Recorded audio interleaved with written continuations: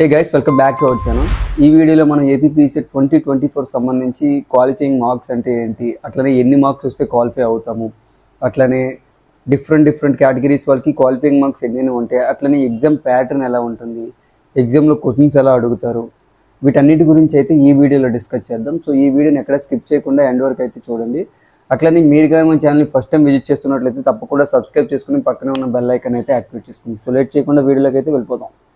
Discuss చేయబోయే topics: exam ఏ మీడియంలో ఉంటుంది, ఎన్ని క్వశ్చన్స్ ఉంటాయి, అట్లానే ఆ క్వశ్చన్స్కి ఎంత టైం ఇస్తారు మనకి ఎగ్జామ్కి, అట్లనే కేటగిరీ వైజ్ క్వాలిఫై మార్క్స్ ఎన్ని, ఎగ్జామ్ ప్యాటర్న్ ఎలా ఉంటుంది, వీటన్నిటి గురించి అయితే ఈ వీడియోలో మనం డిస్కస్ చేద్దాం. ఏ మీడియంలో ఉంటుందని చాలామంది అయితే అడుగుతున్నారు. తెలుగు మీడియంలో ఉంటుందా లేదంటే ఓన్లీ ఇంగ్లీష్ మీడియంలోనే ఉంటుందా అనేసి. బోత్ తెలుగు అండ్ ఇంగ్లీష్ మీడియంలో అయితే మనకి ఎగ్జామ్ అయితే ఉంటుందండి. సో దానిలో అయితే ఏ ప్రాబ్లము లేదు, అటువంటి వాటిలో కూడా ఏ చేంజ్ అయితే లేదనమాట. ఫస్ట్ ఇంగ్లీష్లో క్వశ్చన్ ఉంటుంది, దాని కింద తెలుగులోనే క్వశ్చన్ ఉంటుంది. అట్లానే మన ఏవైతే ఆప్షన్స్ ఉంటాయో ఆప్షన్స్ కూడా మనకి తెలుగు అండ్ ఇంగ్లీష్లో రెండు ఉంటాయి అన్నమాట.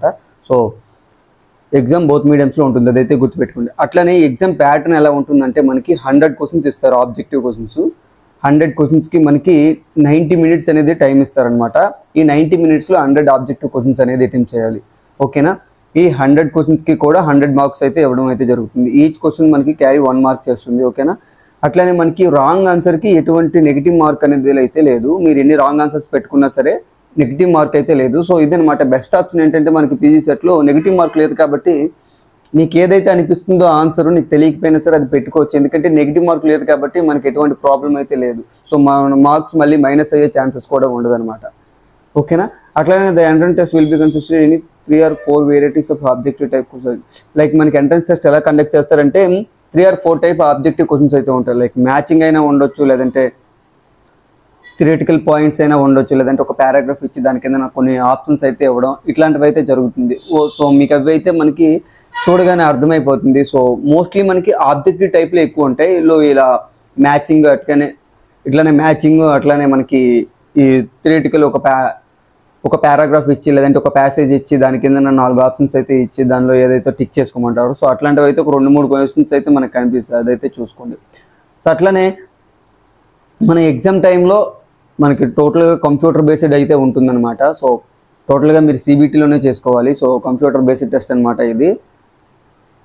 మార్క్స్ గురించి అయితే మాట్లాడతాం మనం. సో క్వాలిఫైయింగ్ మార్క్స్ అంటే ఏంటి, అసలు క్వాలిఫైయింగ్ మార్క్స్ ఎన్ని రావాలి, ఎవరెవరికి ఎన్ని రావాలి అనే గురించి అయితే మాట్లాడతాం. ఓకేనా. సో బేసిక్గా క్వాలిఫైయింగ్ మార్క్స్ అనేవి ఈ సెట్లో మెయిన్ ఇంపార్టెంట్ అనమాట. సో దాని గురించి అయితే ఇప్పుడు నేను ఎక్స్ప్లెయిన్ చేస్తాను. సో క్వాలిఫైయింగ్ మార్క్స్ ఎవరైతే ఎస్సీ ఎస్టీ వాళ్ళు ఉన్నారో వాళ్ళకి మినిమం క్వాలిఫైయింగ్ మార్క్స్ అంటూ ఏం లేవండి. అంటే వాళ్ళకి 10 వచ్చినా 20 వచ్చినా 30 వచ్చినా 40 వచ్చినా అది మినిమం క్వాలిఫైయింగ్ మార్క్స్ అంటూ ఏం లేవు. సో వాళ్ళకి ఎన్ని మార్క్స్ వచ్చినా సరే ర్యాంక్ అనేది ఇవ్వడం అయితే జరుగుతుంది ఎస్సీ ఎస్టీ వాళ్ళకి. ఓకేనా. అట్లనే ఎవరైతే రిమైనింగ్ కేటగిరీ ఉన్నారో బీసీ ఓసీ వీళ్ళందరికీ కూడా మినిమం క్వాలిఫైయింగ్ మార్క్స్ వచ్చి మనకి 35% అంటే 35 మార్క్స్ అనేవి మనకి రావాలి.